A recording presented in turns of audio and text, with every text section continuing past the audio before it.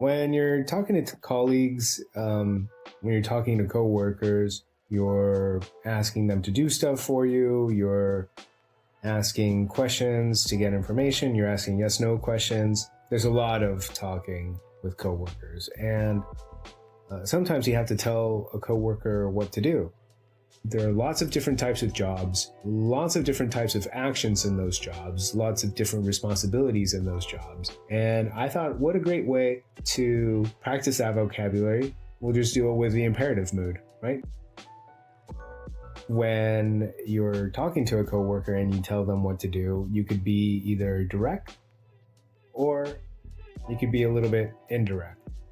And today we're going to talk about giving instructions with the imperative mood. The imperative mood, commands. When you're giving instructions, there's the direct way, which is the imperative mood is just the verb. You just start with a verb. Like for example, this one, the lady in the green dress or the lady in the green blouse is saying, "This looks strange. Do another one." The focus needs to be on the product. Or she would read it more like, "This looks strange. Do another one." The focus needs to be on the product. Let's take a look at that imperative mood. The imperative mood is commanding someone to do something, instructing someone to do something, giving tips to someone, like that example, right? "This looks strange. Do another one." The focus needs to be on the product. So in this statement, the tone is forceful.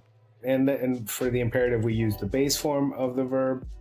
For those instructions or commands, "Try again," "Take a seat," "Come here," "Go away," all those are imperative with the base form of the verb just in the beginning. And this coworker is thinking, why is Brianna always so bossy?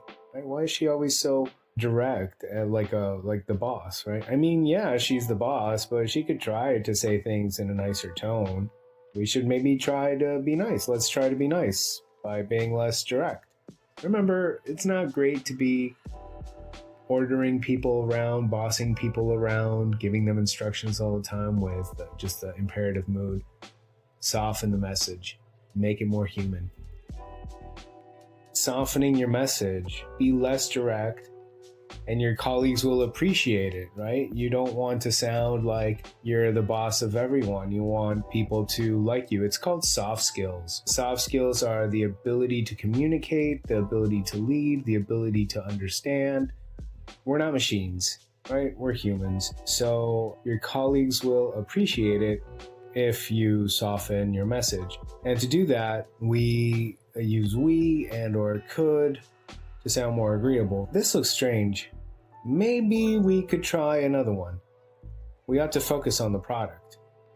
So now, same situation, but Brianna was a little bit nicer. She was being a little bit less direct. She said, "Maybe we could try another one."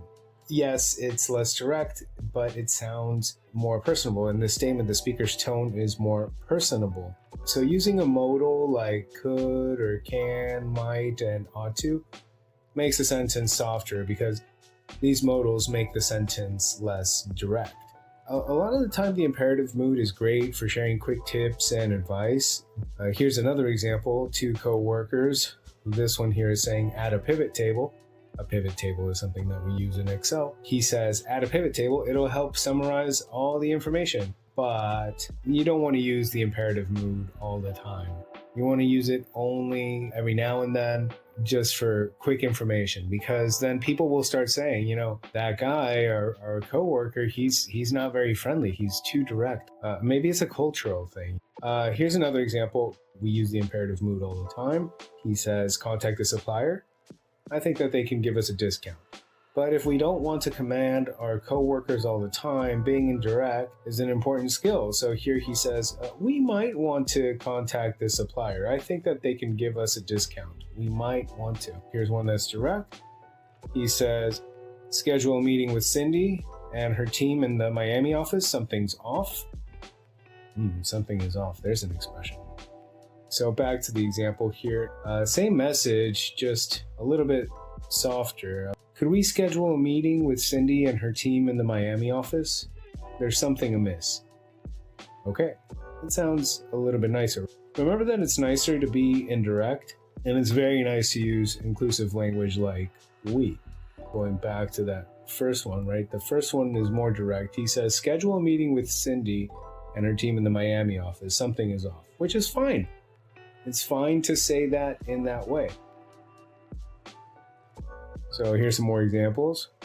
And I have a whole bunch of different types of jobs in these examples. There's a lot of verbs, there's a lot of commands for these type of jobs. I decided to do a lot of different types of jobs and get the vocabulary for those types of jobs. I think it's a great place to explore the words of these professions. You could pause the video and go backwards and forwards until you master that pronunciation. That's the thing about videos. That's the magic of it.